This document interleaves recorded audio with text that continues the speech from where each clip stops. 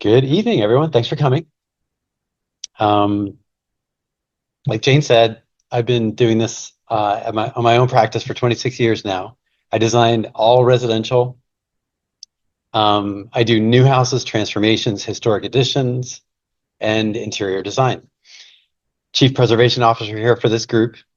And I try to remind myself again to talk about why we're doing this. And the main reason is this book that I love, that I kind of always use for everything.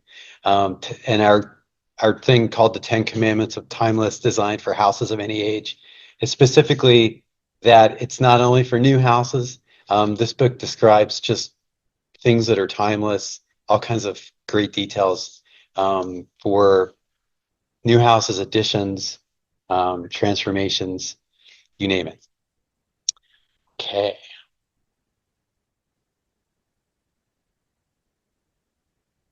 Is that Mina?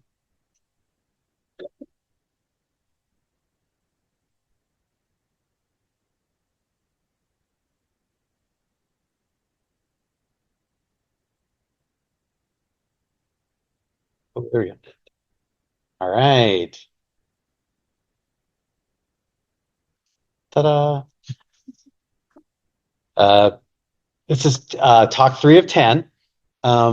Basically, this is on two topics, and it's really about nature and about neighbors. Um, the nature part is pretty straightforward. It's topography, trees, and sun paths. Neighbors are just as important. It talks about the houses that surround a property, and that has to do with roads, driveways, and this is really all about relationships of, I say, how your surroundings impact your project and how your projects impact the surroundings. So it's both ways. It's really being respectful of neighbors as much as possible without telling them beforehand. Um, and so it's basically about relationships. The I am going to go forward here. This is a house I designed 13 years ago. And you can see in the back that landscaping isn't finished yet or hasn't been started. Behind there's landscaping in the front a little bit there. Um, this house was this house was actually moved. This portion of the house is the old part. That's the addition. The original part was moved from the historic district and placed on a new foundation, so it has a real basement. Um, the owners of the house that bought the house had an interesting story. He was driving by the house. There was an open house, and he just decided to stop. He wasn't like in the market for a house, and went inside. The house is just crazy gorgeous inside, and you can kind of see through here. It's just got all kinds of beautiful stained woodwork, and then he just decided that he wanted to buy the house, and then called me, and I said, "Great." So we went inside the house, and there it started. Um, the site planning about this part is the really, when I talk about site planning, it's the building, but I'm thinking about the site at the same time. So that's kind of the emphasis of this talk. And you can see right away it's saving the tower. I'm not gonna plug an addition onto this and affect that in any way. The addition is intentionally separate from the existing house, the original house, by a linking space. It's a little bit shorter, just so we can delineate between the old and the new.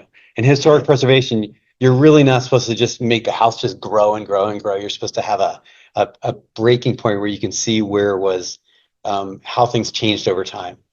The house is actually right, there's a 30-foot setback in the rear. It's right up to that setback. So that gives us a pretty small yard in the back to do landscaping. It does face south, which is great.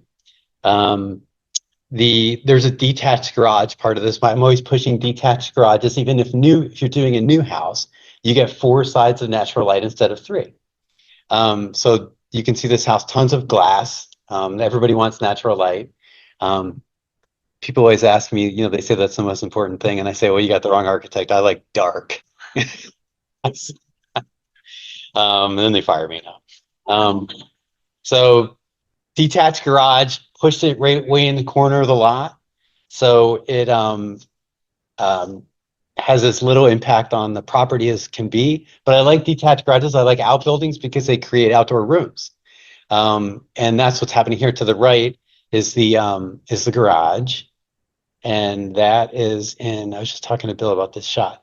This is like the hardest picture in the world to get. I wanted to get both towers in this. I designed the house on the right, the addition on the right in 1996. Um, and this one came along how many years later? That's in 1892, Queen Anne Victorian on the right. 29 years ago, designed that edition. And then 16 years later, this one came along. I felt like there was kind of this neat um, juxtaposition between these two houses, and sort of they talk to each other with these towers, these kind of places where you can go outside on the second or third floor. Actually, these are both second floor, and they have some kind of communication. This is another example why this detached garage is wonderful, because this house right here could have been, if the owner said, I want to make this as big as possible, this whole thing could have slid all the way to the end where this garage, 2 stories, 3 stories, whatever they want it to be. But you can see how great that looks with that space between these two houses. They can breathe. It's still a 6 foot setback, so could they could both be right next to each other. Just because they're on Chicago Avenue doesn't mean that they couldn't do that. But this is I really feel strongly about architecture and residential things because they're going to be here for a long time, right? So this isn't a watch, it isn't a car, it isn't a shoe. It's going to be here. We're all going to have to drive by it all the time. Um, so the towers, this is now the landscape architect, couldn't be here tonight to talk about this stuff. So they're leaving me to talk about their work. So I have like statements here, and we're going to just kind of, so this is the garden that's in the back of this house. And we'll look at that in a little bit. So just kind of go through this. I won't read it to you. We could all read it aloud like third graders. Um, Maybe I'll just be quiet for a second.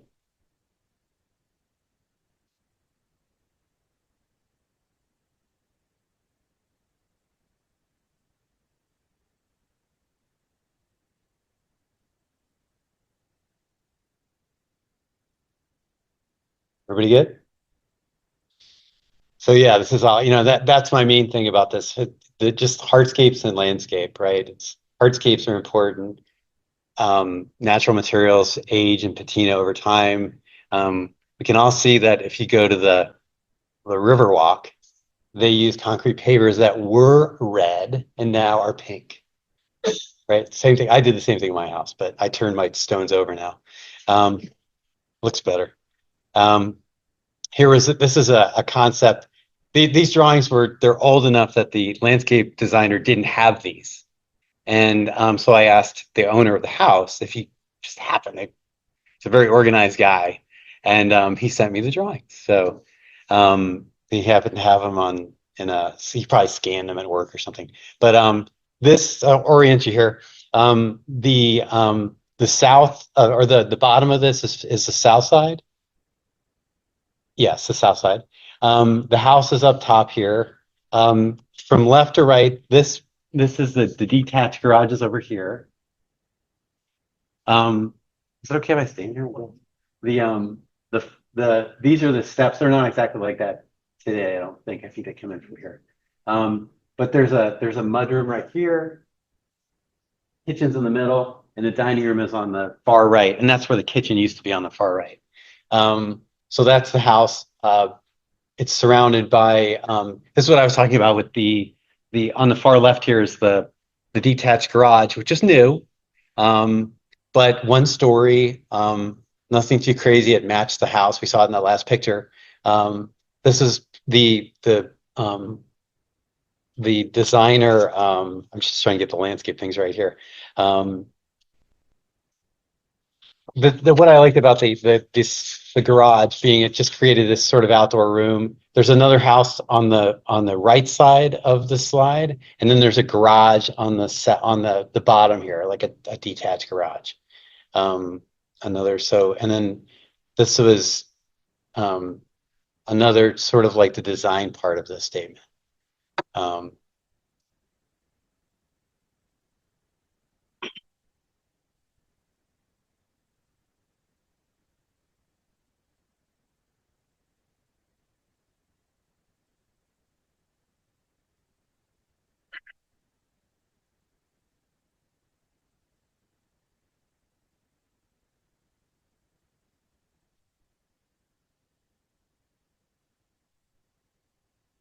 Next plan. Um, there's a little further development here. Same things up top. The mudroom. And it's kind of interesting too that these two entrances, there's a window, there's a family room on the front, and that's what you saw on the front. There's a family room on the front with a covered porch. Both entrances there, um, those windows look straight through to the front, two French doors out to the front on the covered porch. You can see this one's a little more. There's a pond down here on the right or on the bottom that kind of got dropped a little bit from the first plan, but it's really creating outdoor rooms tucked in close to the house. Not much choice there, but I think that's something that I always recommend to people that keep your socializing spaces as close to the house as possible. And if you can on the same level, they'll appear more like an outdoor room and be used more. The tendency, a lot of people have fire pits that are, a mile away from their house, and most of the time I see they're not getting used. So having things that are close in makes it a little more easier to use. This one's a little more meandering, which I like from the second thing. Um, and I don't know all these. They're all in Latin, right? Um, and that's the back. Again, that staircase goes. I'm going to focus on the architecture part. That staircase goes into a cute little hallway between the mudroom and the kitchen. The kitchen has that popped out bay window. Um, Great, the fire and water features are always neat to have. That the street light story. The former owner in our audience happened to know where that was something they were replacing in town, and she kind of had the wherewithal to say, "Hey, can we have that?" Yeah, okay.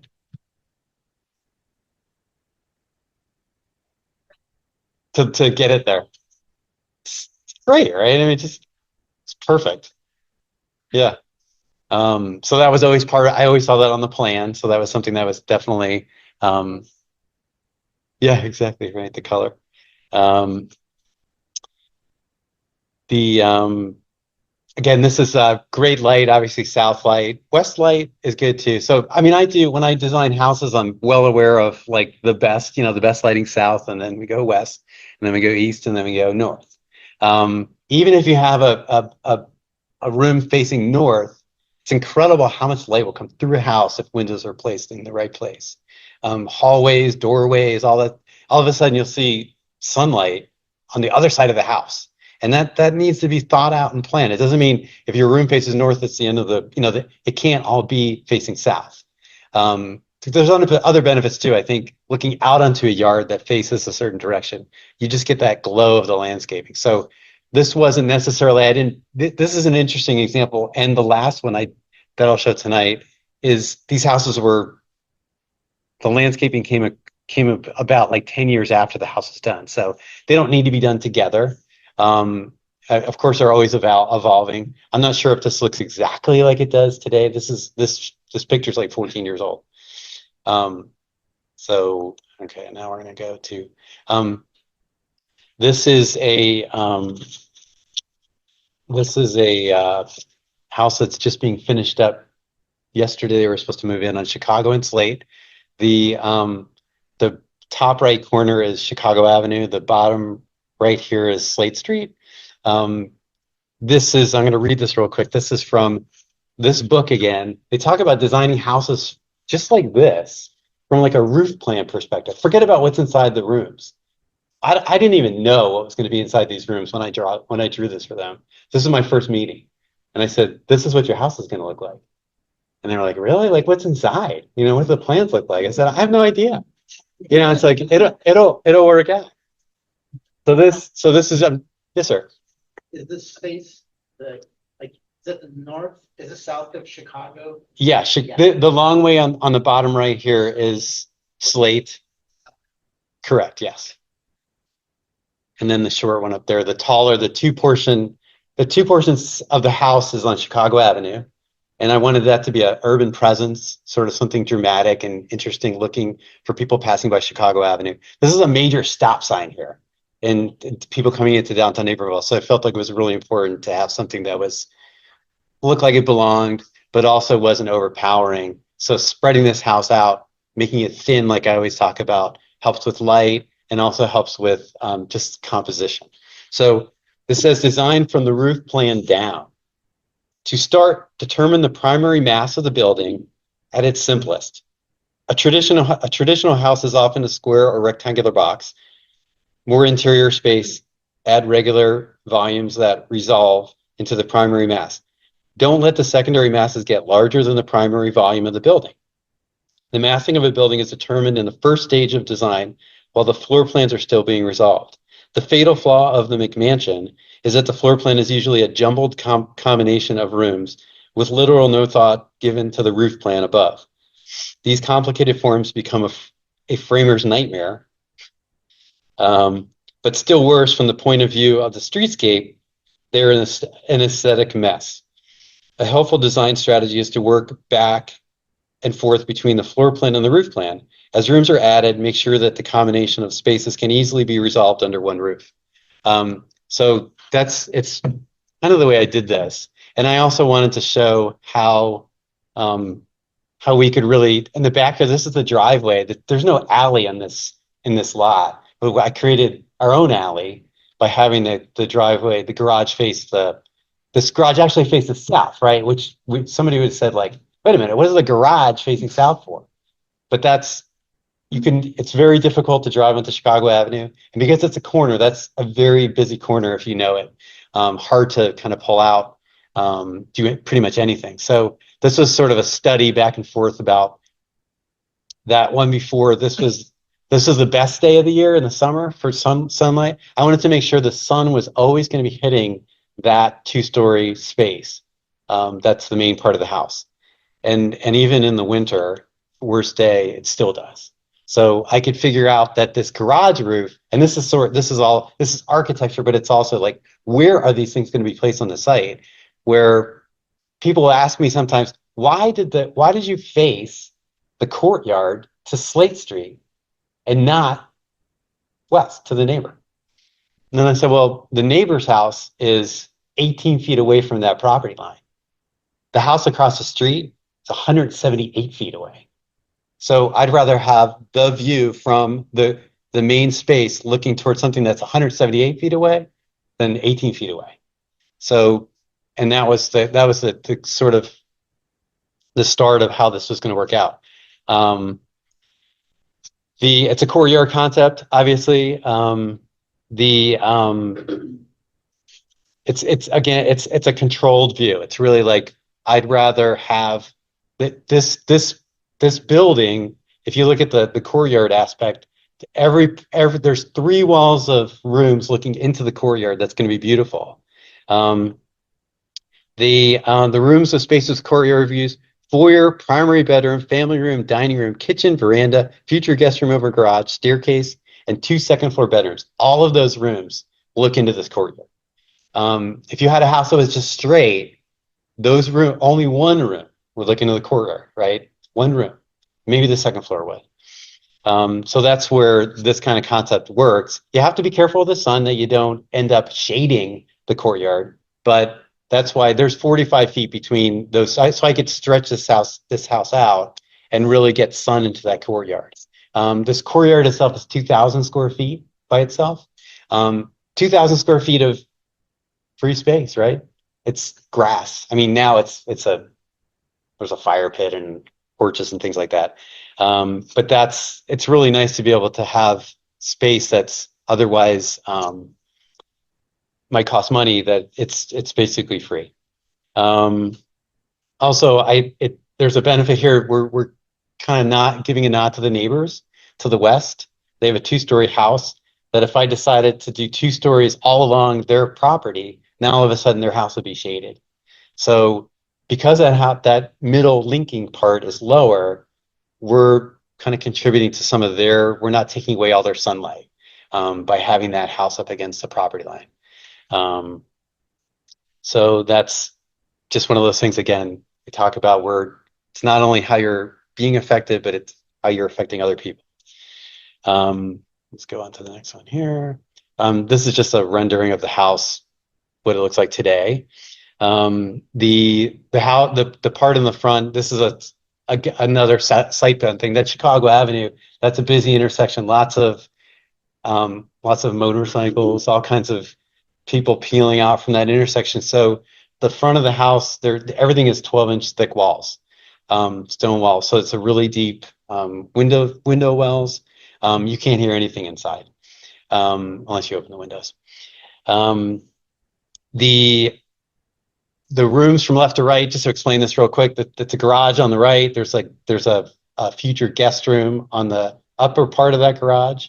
When you get to the middle, that's a kitchen, dining room right in the middle, a family room on the right, and then it's all 2 stories or story and a half. So all those rooms, those dormers over the middle linking part are part of the ceiling. The front part is 4 bedrooms, 4 bathrooms, stair tower, that looks out again over the courtyard. The that's the rooms from left to right. Okay, now we're gonna go quickly inside. Um, the picture on the left is as you'd enter the foyer. The staircase you saw up to the right, same kind of window configuration. That window is looking straight down the veranda. So when you can, and it mirrors the front door has the exact same arch, same exact size. So that window that you see looking into the veranda is the exact same cutout as the front doors. So when you walk in, you kind of get a view. The family room is in this first picture on the left is off to the right. I intentionally did not want someone looking in from Chicago Avenue walking along there looking straight into the family room. So that was something that I designed in the beginning. I was praying that they wouldn't like ask me too much about that, that somebody would want to just look into the family room as soon as they got in, but they got it. They understood that it was important. The staircase now is finished, and you can see through it. It's a kind of the inside. The interior of this house is more modern than the outside, but that was sort of the idea of dragging this courtyard all the way back, so everything would kind of center around that courtyard. Um, in architecture school, they always give you a project where they have a big tree, and they see how many students will complete the whole building around this tree. And then one of the jurors asks, "What if that tree dies? Everything is like centered around that darn tree." Well, this way they get to kind of create that'll last a long time. The picture on the right is looking from the back of the house towards the front of the house.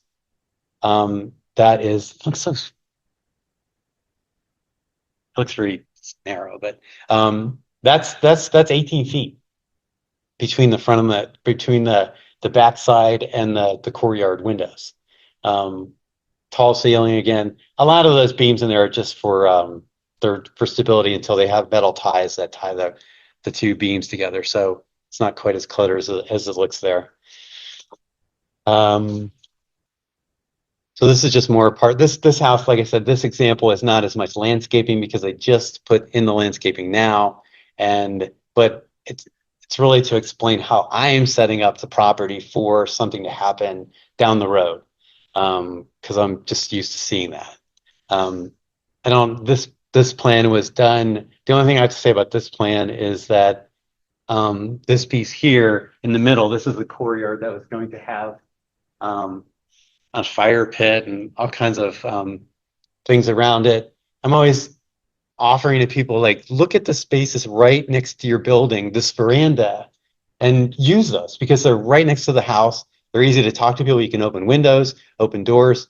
So as the owner was walking that veranda, he kept saying, "Why are we doing that space there?" And I was like, "I don't know." So that's gone now. So there's that space is now, I think it's like a fountain or something like that. Um, oh, this space right here, this whole hardscape was going to be tables and chairs and everything. And then when he's walking out here, he's thinking like, why would we use that? I'm like, well, yeah, That's what I intended it for. So I didn't design the landscape. That was just probably someone wanting to sell more hardscape. But maybe not. So that's that project. This is some lessons from Charleston. Um, this is about courtyards again. This kind of relates back to a courtyard house. These are three separate pictures. The left picture is of this is two ways they handle courtyards and privacy and sharing.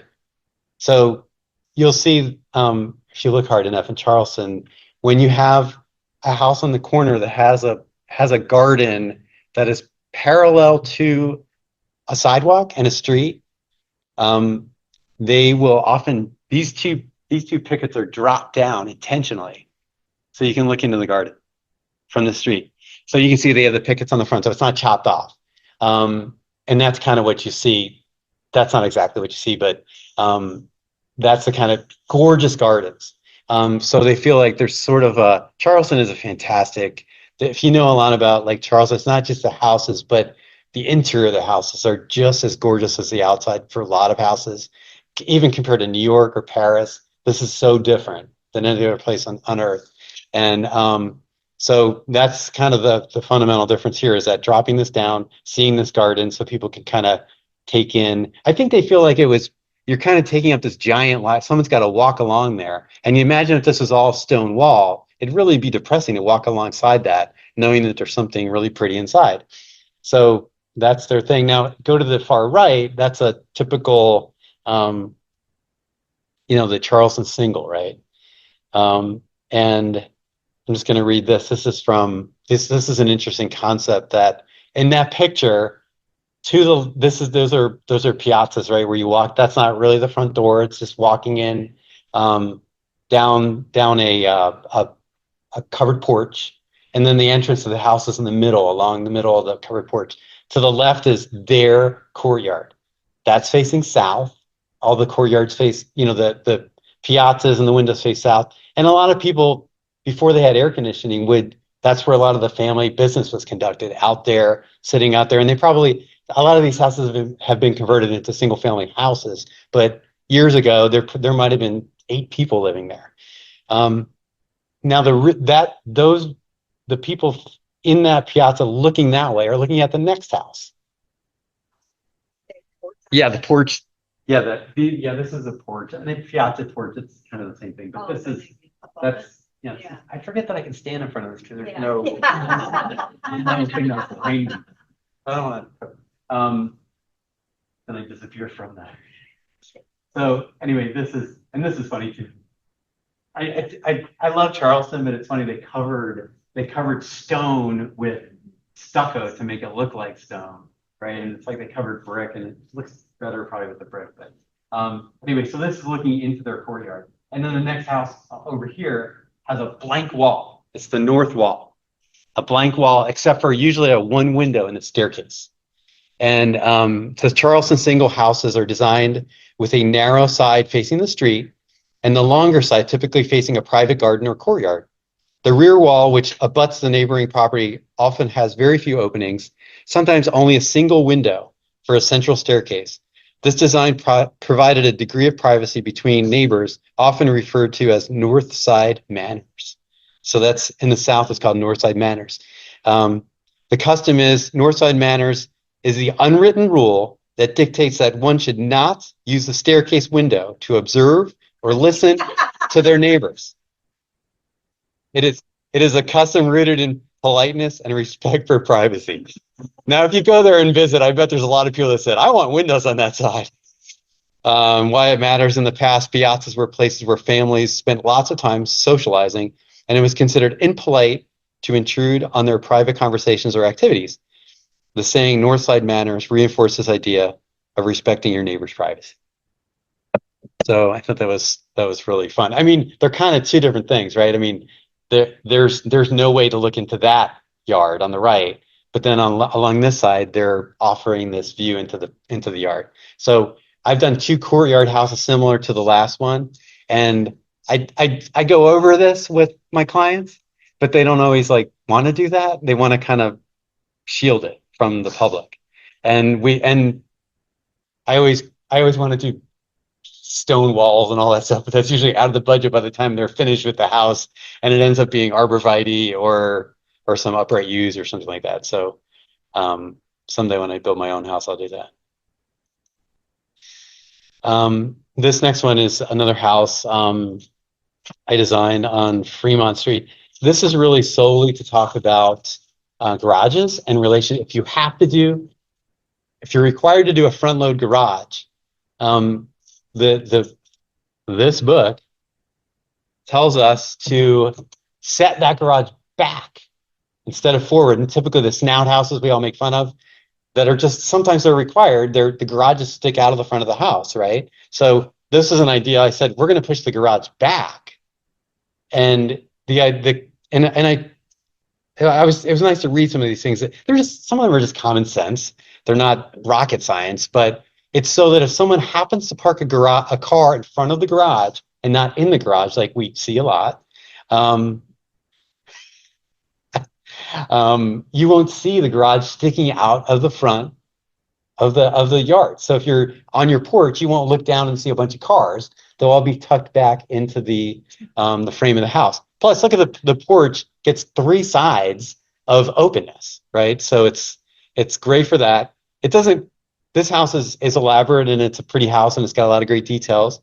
Um, but moving a garage up or back or whatever you want, it doesn't cost anything. It's the same. It's free. Um, this house is not lacking that there's a basketball court above the garage. So there's an indoor basketball court above that garage. So it's hidden into the framework of the house. Um, and the cool part about it too is if you picture that garage being shifted back, now we're creating like a little private courtyard in the back. It's not just a flush back to the surface. So you're kind of giving a little bit of privacy from your neighbor, which they're close. Obviously, you can see they're all 12 feet apart from each other. So it's something that's a big deal in developments is this garage thing. And it just keeps the cars, if they're out, it keeps them a little bit further away. Um,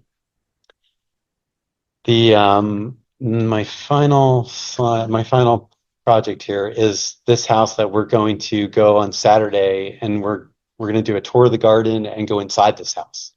Um, this is a wonderful project. Again, 8 years ago now, I did this project, and the landscaping is just being finished today, or in the last couple of weeks. Um, the main part, this is the front of it. This is the front. This is Wright Street, and this is Benton. Right? I knew this. This crowd is so great. You all know exactly where this house is. Um, yeah.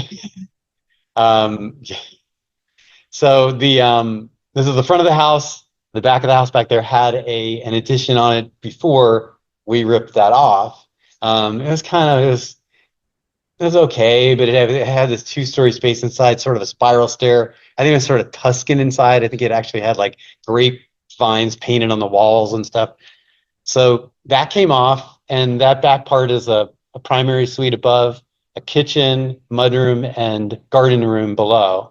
Um, I wanted to sort of bookend this house, and since this roof structure was up front, I thought it would be interesting to kind of repeat that same design on the side and in the back. There's also a detached garage, which again is very favored in the historic district. And sometimes I can get away with convincing people to do detached garages where they don't need to do it or aren't shamed for not doing it. So again, four sides of glass, not three sides of glass. And I'll show you that in the pictures. I don't have a picture from the back, but the main point of this is site design again, is that you can see these houses. There's quite a few steps from the house down to grade, and the owners were very adamant about they wanted that kitchen to be as close to the ground as possible. So they could kind of come and go because you can already see in the front of the yard, they've always done gardening. They're avid gardeners. I mean, they've got a garden cart outside where they give away, extra fruit and vegetables, all kinds of crazy stuff. Very beautiful. They're constantly working in the garden. But they wanted that in and out kind of thing. This space is actually This is a gardening room that's an extension of the kitchen. It was intended to look like an addition that was done after the house was completed, even though it was done at the same time. So the inside of that room has siding on it. It looks like it was there's real windows. So there's three windows that look into the kitchen. It's a really fun space. So the main part was to get the kitchen as low as possible. So I started to think about the mudroom situation. And a lot of these houses, when it snows and you're coming from your detached garage, you got like to maneuver these stairs all the time. And it's, you can shovel them and all that stuff. So I was thinking, let's just push the mudroom down to the one step in from grade, and then deal with the steps when we get inside. So we walk in the mudroom and you go half flight down to the basement, half flight up to the kitchen, and then the kitchen is actually three steps down from the rest of the house, which I originally thought, oh, can't do that. We have to have the kitchen flat. And so it was really cool. She was like adamant about having that. And it turned out to be, you'll see it if you go on Saturday. It's just a fun, there's two spots from the house that go down into this kitchen, just three steps down, but it forms these beautiful wooden staircases. And then there's these built-ins around it. So, and obviously the stair and the kitchen now is like 12 feet tall. They have two rolling ladders that go around the whole kitchen for high storage. When you walk in the front door, you look straight down the hallway, and there's this beautiful stained glass that was recovered from the house. Looking into the mudroom. So the mudroom is more than just a mudroom. It's really an open space. It's connected to the garden. It's something they use a lot, and we all use mudrooms a lot here. I worked on a house in Pasadena. I kept calling it a mudroom, and they were like, "We don't have mud here." I'm like, "Still a mudroom." So I kept at it. Um, the Yeah, detached garage is another one that was a great. And this actually faces south, right? Their front yard faces south. Not their front yard, their side yard technically, but their front yard faces south. And they've done just such a wonderful job with all this, the trellises, and they're always out there working on things, and it's really just kind of fun. This is Nicole's statement for the garden we're going to see on the plan and on Saturday. And Nicole's going to be there on Saturday, so all right, I'll stop talking.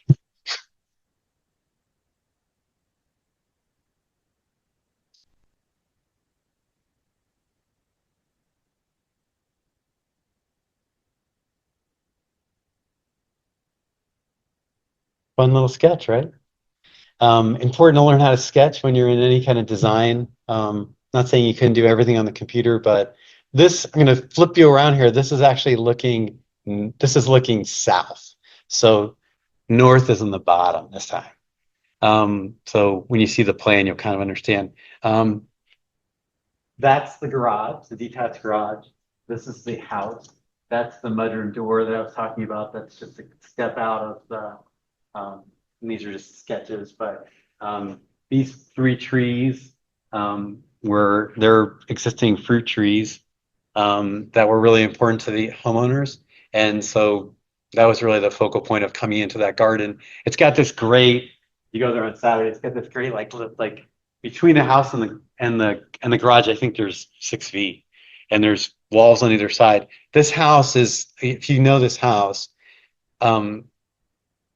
it looks like everything was extruded. I mean, you can't find, I mean, it's so beautifully done that the details, it's all wood. The last house was too. This is cedar.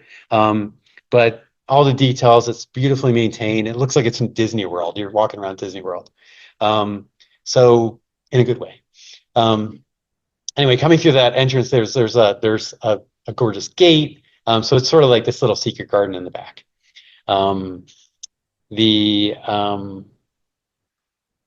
Again, south light. There's that garage again, 1-story garage. South is coming from that way. So Benton is that away towards the top of the screen. And that's a 1-story garage again. So we do get some south light into that space there. Of course, we get eastern light in the morning.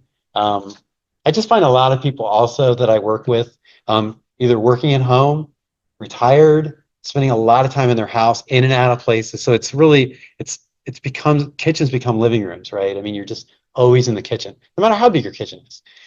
So that's why this whole space has really become. They have a great space outside, out front for the sort of the production part of um, their food. But the back is I haven't really seen this in person yet. Here's another. This is another. Um,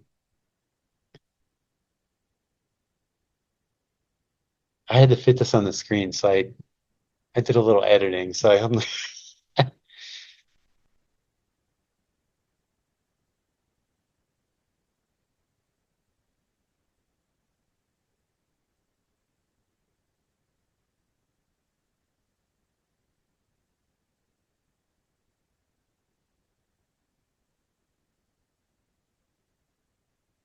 so everybody wants their garden to feel like it's been there a long time, which is okay. But I think it's kind of fun to see it evolve. I mean, we all know gardens, they change all the time. You can do a garden, and then I think this one's neat too because it has, it has places where you can experiment, planters and things like that. Here's the plan again. This is north is on the bottom, south is on the top. Garage, that's Benton on top. There's a house. There's a cute one of those, those in the historic district. There's these cute little houses that they're not in full lots, but it's like right here, so it's kind of convenient that they have that there. But there's a house over here, so some of it is kind of cocooning yourself into a space. Um, but you can see, I think I'm not sure. I think there's a gate there, kind of when you come from the front door and you enter this gate, this garden, but there's another gate on the front by the garden, I mean, by the garage. Um, they use a really beautiful, they have the shingles on the house are gorgeous. They're these carriage style shingles. So even from the garden room, you're looking out and the garage is there, but God, there's like beautiful, like, you know, shingles and dormers and beautiful windows, and it's the kind of thing you don't mind staring at up close, or at least I don't. Um,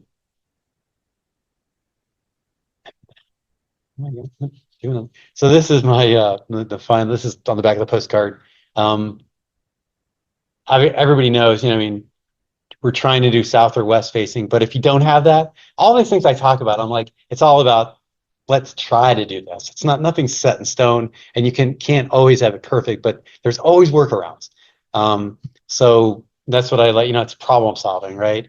My stretching houses or additions, making them thin. That's a big one. Not I mean, the McMansions we see are all just giant blobs, side setback to setback, as tall as they can go, and then they just go up. And they said go into a lot of those houses are dark in the middle.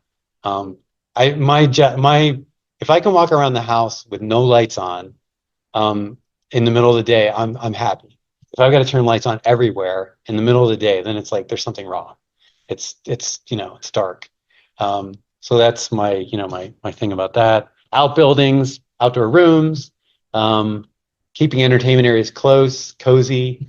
Front lawn garage we talked about.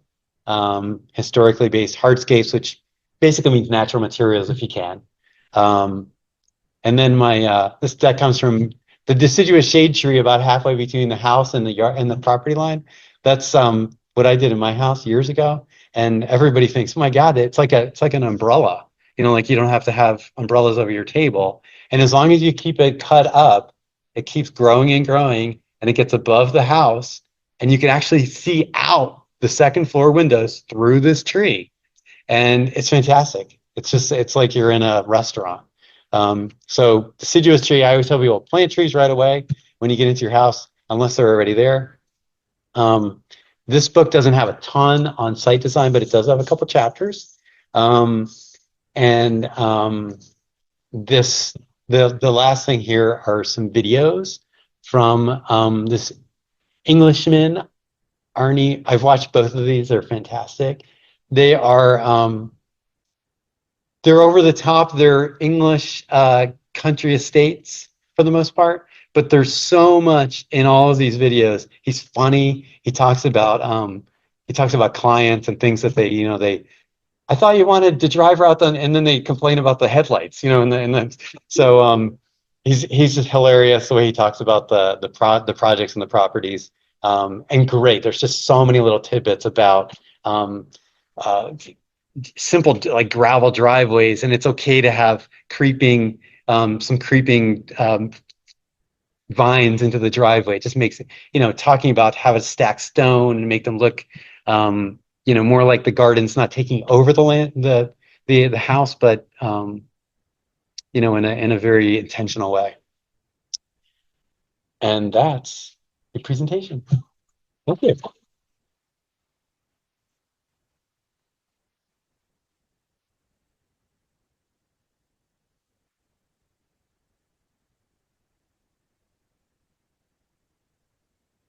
Oh, sure. Whatever. Yes.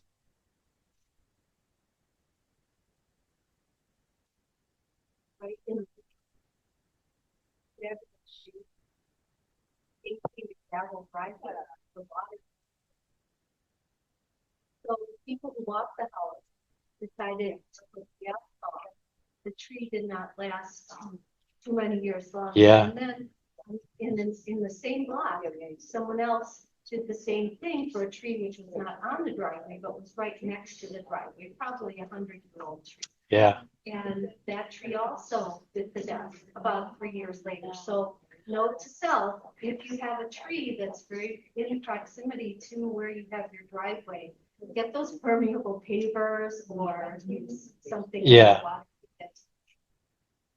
Yeah, Naperville doesn't. Speaking of gravel driveways, I did a house in Green Acres, and it's a shingle style house, and I really wanted to have a gravel driveway. When you drive down the driveway and you hear that sound, I thought that would be great. But then it got into the practical part of like shoveling it, and it's going to get, he's got a nice car, it's going to flick up all this gravel all over the car. And so in Naperville, you're not allowed to have in the city, you're not allowed to have a gravel driveway. Well, is it grandfathered in? Yeah. Yeah.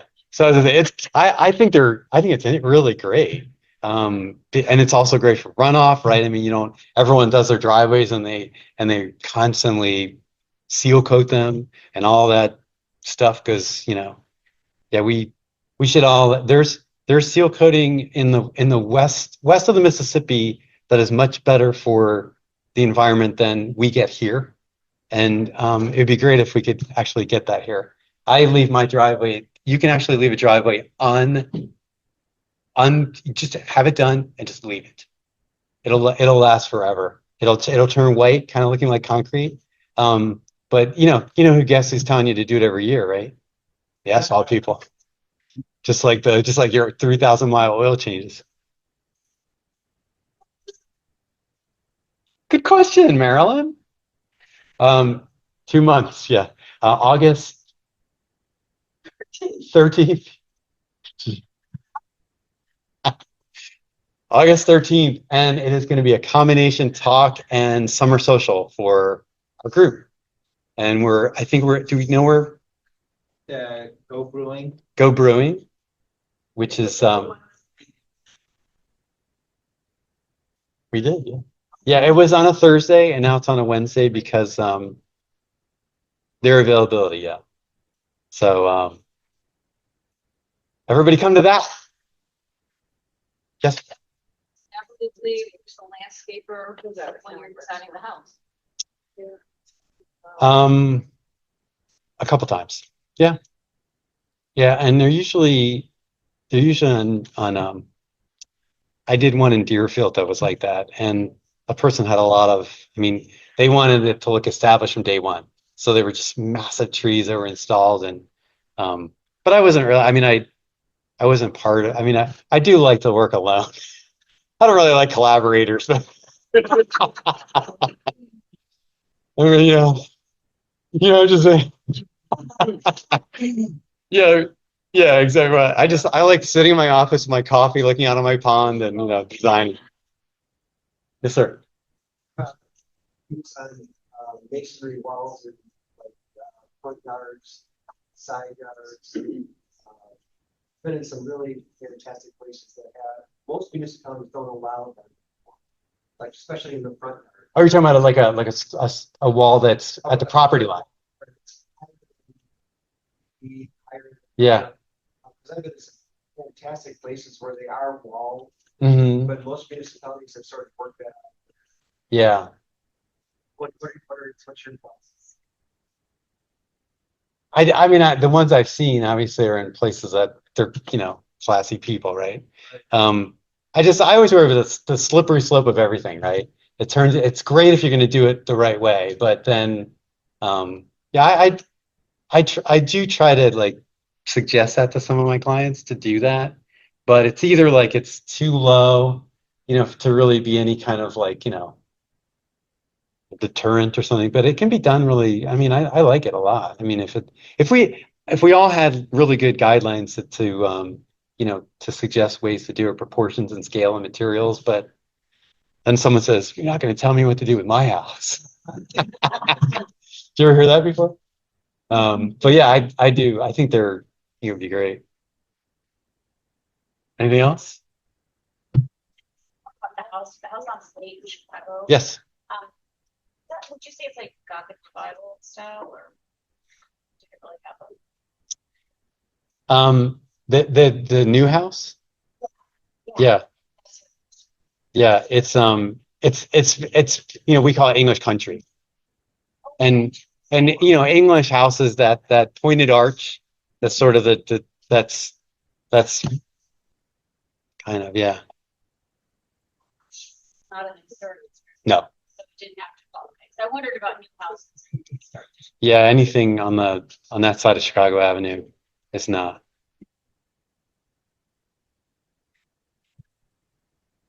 Yeah. Yeah, it's this.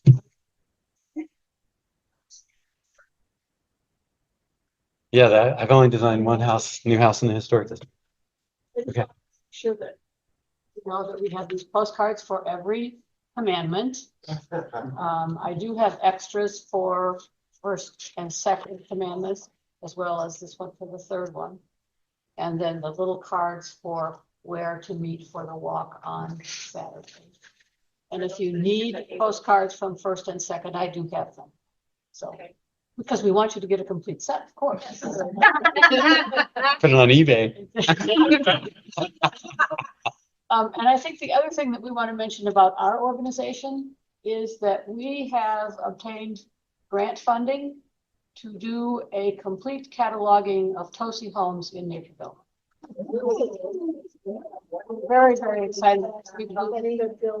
Yeah, we put together 3 different grants from different places, including the city, to hire a firm to actually walk all of them, picture all of them, and we will create a printed catalog of them, because Tosi homes are well loved, and we wanted to capture as many of them, and get them sort of in a full catalog as we could. So that we expect that the walking and the surveying part of it will happen later in the summer, with the goal of having the book ready by the end of the year.